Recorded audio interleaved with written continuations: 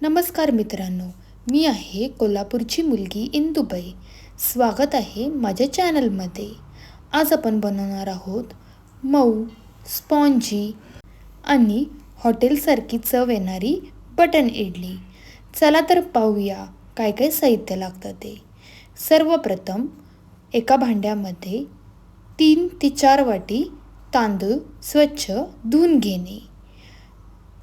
तसेच दुसरीकडे एका बाउलमध्ये 1 वाटी उडीद डाळ स्वच्छ धुवून बाजूला ठेवून देणे. तांदूळमध्ये मेथीचे दाणे घालून तांदूळ आणि उडीद डाळ 4 ते 5 तासासाठी बाजूला ठेवून देणे. मऊ इडली होण्यासाठी आपण 2 ते 3 चमचे पोहे घेतले आहेत. उडीद डाळमधलं थोडं पाणी बाजूला काढून घेणे. सुरुवातीला तांदूळ, उडीद डाळ आणि पोहे एकत्र एका भांड्यामध्ये करावे आणि मिक्सरला वाटून घेणे.